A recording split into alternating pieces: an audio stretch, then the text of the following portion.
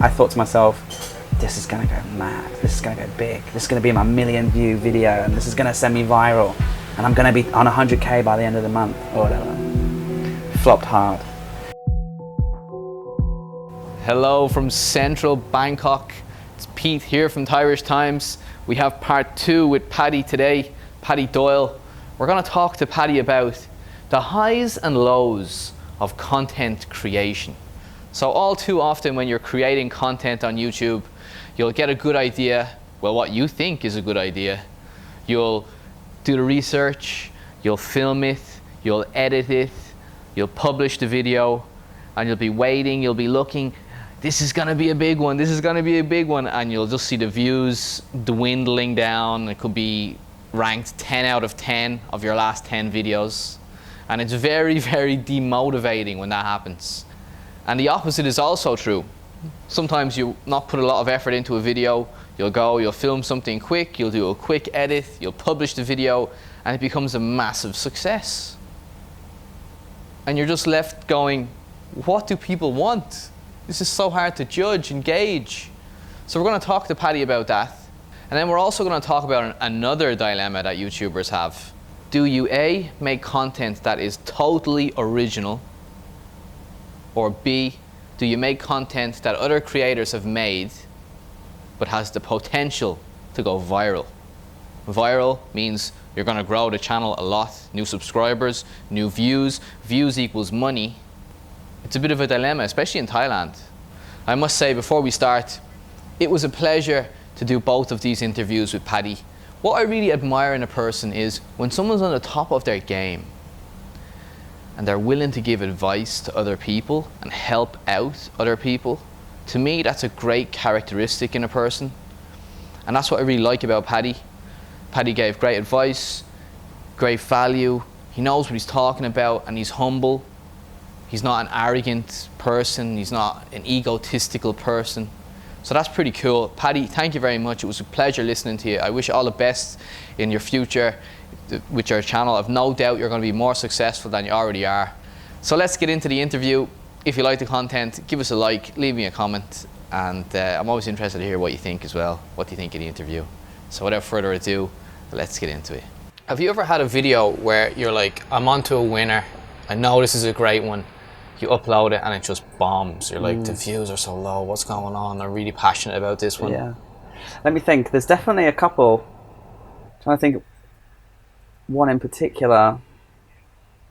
Yeah, okay, so I did a video recently that I'd say bombed, but it still got 20,000 views. So I have a really engaged, supportive audience, which I'm really thankful for. They seem to watch mostly whatever I upload, they watch, which I still can't really get my head around, because most YouTubers, big or small, if they go too far away from what they normally upload, their audience is not that interested. But this video, I thought potentially could be like my viral video, and it was like my number 10. You know how YouTube tells you your top 10 videos out of the last 10, and it was like straight at number 10, and it didn't go up. And I mean, I uploaded a video yesterday or 2 days ago that was straight in at number 10, but it's creeped up to number 3 now. But this one just stayed at 10 and it flatlined at 20,000 views or whatever, which is still a lot of views. But it was my Instagram video. I thought to myself, no one's done this. I haven't seen this anywhere. This is totally unique, totally mad. Cost a lot of money to make. Because I ordered these barbecue smoked ribs off Instagram that were 4,700 baht. I had these Wagyu burgers that cost 350 baht each, got 2 of them. Then I got vegan fish and chips from this fancy vegan place, right? And the idea was that all these foods had been advertised to me via Instagram. So I was like, trying the Bangkok Instagram food scene, right? Totally mad, totally new, totally fresh, crazy over the top thumbnail. And I thought to myself, this is gonna go mad. This is gonna go big. This is gonna be my 1 million view video, and this is gonna send me viral. And I'm gonna be on 100K by the end of the month or whatever. Flopped hard. And then there's other videos where I'm uploading it going, oh, no one's gonna watch this. No one's ever heard of this province. Nothing really interesting happened in the video. I kind of went there, played some music, and it was just another day on the road. Upload that, 50, 60,000 views, and it's just like, you know, I wish we could get more data as YouTubers. I wish we could find out what is it, you know, because maybe when you try too hard, you fail, actually. I think that's a lesson. You know, if you really go over the top and you try to be, you know, I don't know, like yeah, like I think I put too much money, too much attention on the originality of it, and maybe it's just not a very good video as well. You know, it's really hard. No, I saw it. I thought it was really good. Well, thanks. I'm glad somebody. No. Well, listen. This is actually my next question, because you have, like you said, no one's done it before. You have the ability to find ideas and content that no one's done before. And I don't understand how you're able to do it. Like, do you research, like heavily research a place before you go, or like, what is it? Like, well, give me an example. Well, you've been in Bangkok now for 7 weeks, and the stuff you put out in Bangkok's been really good. Yeah, but I think that's because I had Gary, the Roman cook. No. Look, another thing that I say in the Skillshare course is create, don't recreate. Okay? So it's really easy to see what's worked and go replicate that video. I see people do this all the time. They see a video that someone's made and it's done really well, and they've gone and made the same video. Obviously, it's them instead of that content creator, but the title's the same, the thumbnail's basically the same, and then sometimes that works, sometimes it doesn't. But if you just go out the door and you kind of have an idea of what you want to make and where you want to go, as long as you I think, don't look at what anyone else has done and just go in there with your own set of eyes and your own creativity, then you'll be fine. I think, and also most of it comes down to the edit. So I'll film and I don't really know what the vibe is, and then when I get to the editing room and I put the footage there and I get the intro and I find some music, I think it all kind of comes together in the edit. So that's where I really differentiate myself to other people as much as I can. I mean, I'm thinking, now don't hate me on this, especially the Naked Guru if you're watching this, because we had a bit of a laugh when I moved to Bangkok. He was like, so now you're in Bangkok, I'm sure you've got a list of videos. And there is like a badge of honor, like a list of videos that you need to make if you come into Bangkok, right? You need to go to the Grand Palace. You need to go to Koh San Road and be like, oh my God, it's closed. It's so quiet. You need to go to Mark Ween's restaurant and be like, oh, it's so spicy. And there's all these videos, right? And I've avoided doing all of them because it would mean I would be making the same kind of videos as everybody else. Like you said, that Mark Ween's one. Now, I'm going to get probably a lot of stick for this, but I went down there before, and I didn't film anything there. I went down there just to have the food there. It's crap. It's just a grapau. It's a standard grapau. There's nothing special about it. You get a better one on the street. Okay, no, Mark Ween's. Let me say this. Sorry, Mark. I went there. You're a savage. You're going to get thrown out of the country. I went there yesterday. Actually, for the first time, I went there with my girlfriend and we sat down and I didn't go there to make a video or anything. I just thought to myself, I haven't been down here. Like, I don't want to just go somewhere for a video. I like to go to these places as well. Like, there's so many places I go and don't film. I just want to experience it, right? But I enjoyed it. I'll tell you why I enjoyed it. It was 3 times the price, but I really liked the duck egg. That was different. I think the egg was cooked fantastic. The rice was decent. And then I thought it was a decent pad kapow. I think it was better than most. It wasn't the best, but it was better than most. My girlfriend didn't like it. She was Thai. She said she didn't like it. And she was like, it's okay. She gave it 3 out of 5 or something. And I was like, wow, I really liked it. And then Mark came in. Mark came in and he was with his kid and all that, and I just said hello and then I left. So that was nice. But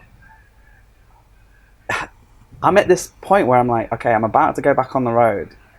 And I'm leaving Bangkok behind me, and I haven't done any of these videos. You know, these like badge of honor videos. I haven't done Chaka Chat Market. I haven't done this. I haven't done that. I haven't touched on these hot topics.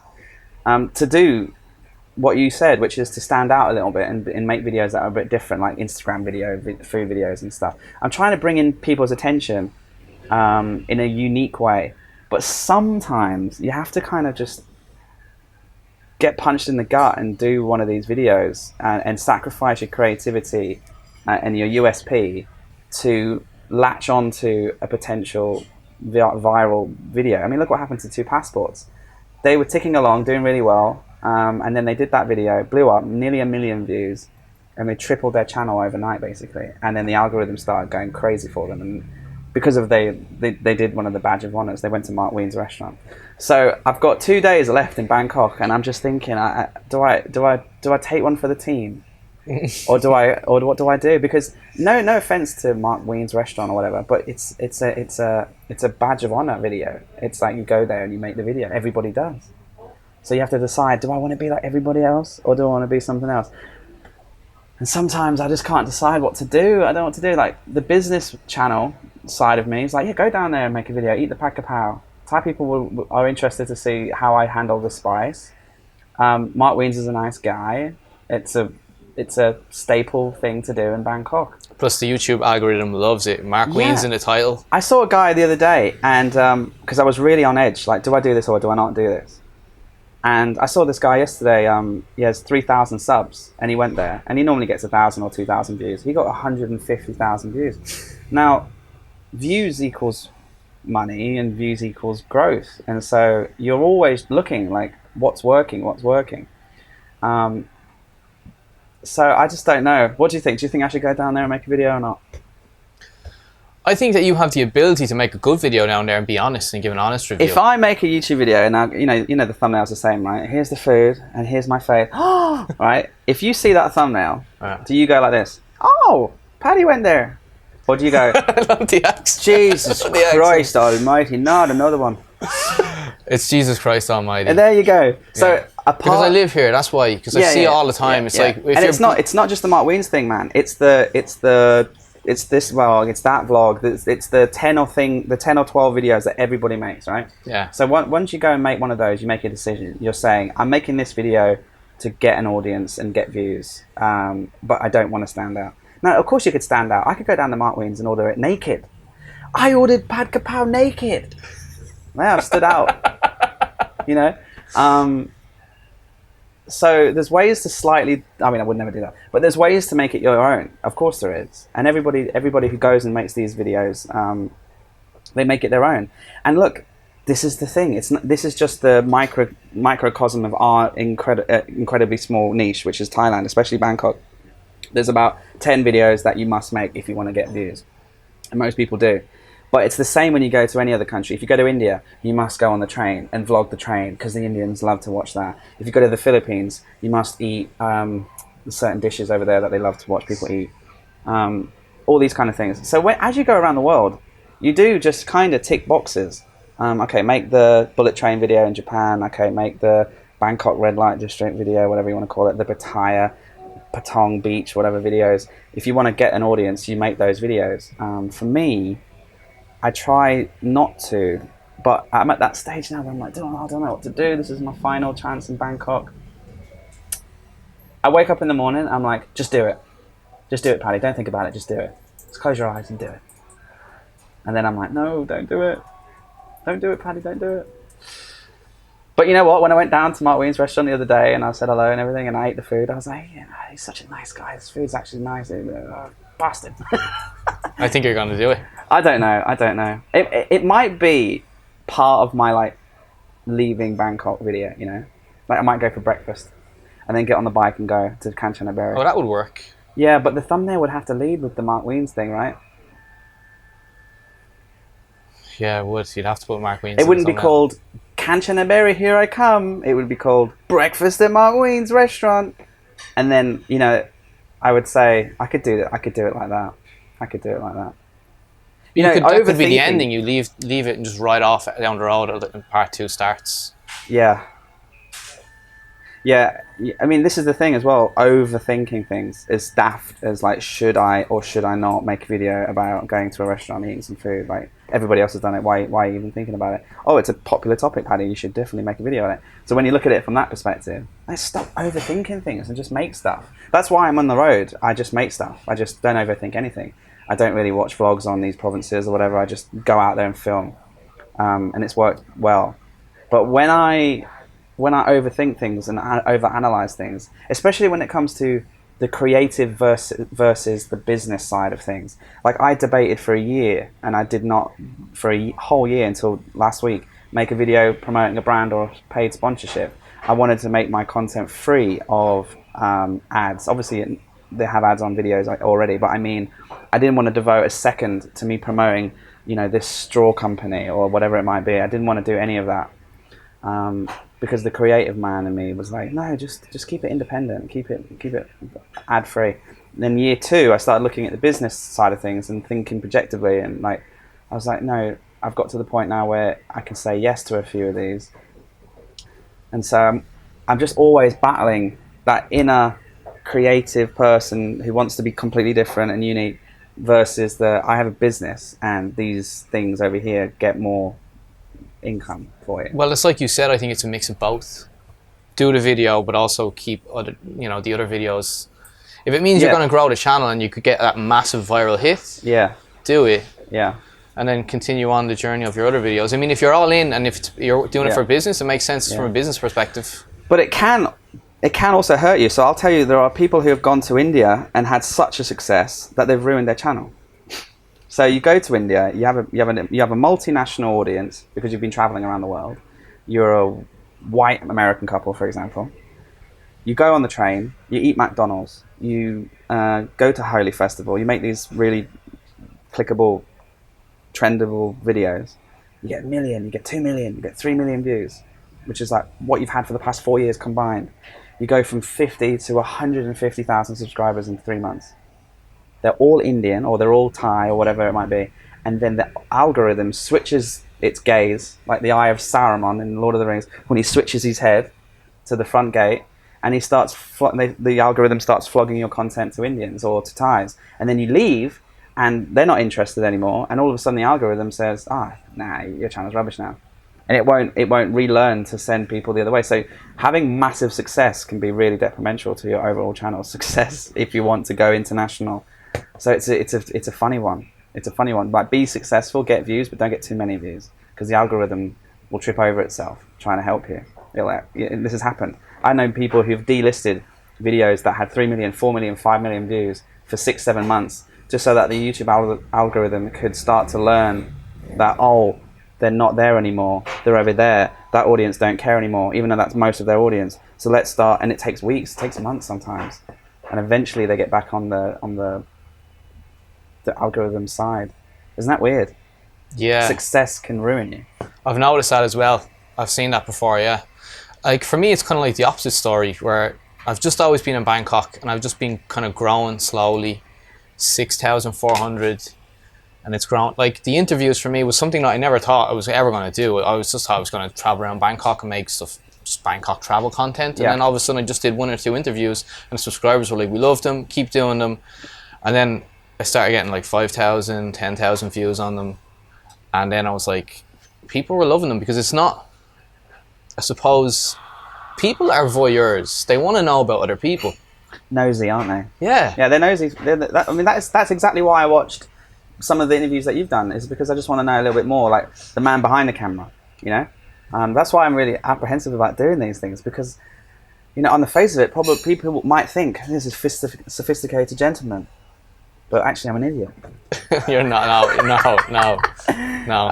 You cannot be an idiot. I don't do live streams either, because I just don't like the idea of talking unfiltered or unedited. Because when I'm nervous, I do tend to just say silly little awkward things to be humorous and things, which can be sometimes taken the wrong way or whatever. You could have like 2,000 or 3,000 people on your live streams.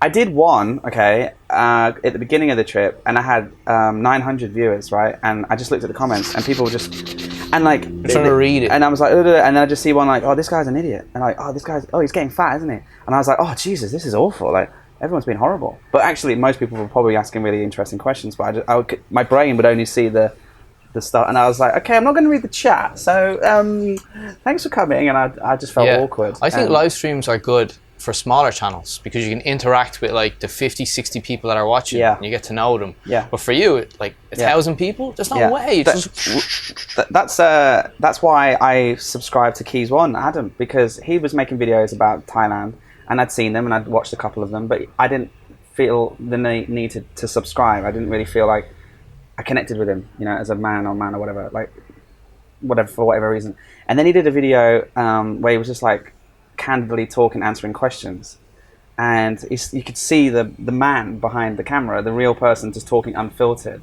And I was like, oh, he's like a kind of guy I'd go for a drink with. He seems like a nice guy. Because when you produce edited content like I do, you cut out all the ums and ahs, you cut out the daft mistakes, you cut out all of the things that make you look like an idiot, right? But when you see that stripped back, that's when you see the real person, and you say, okay, he's actually all right. I'm down.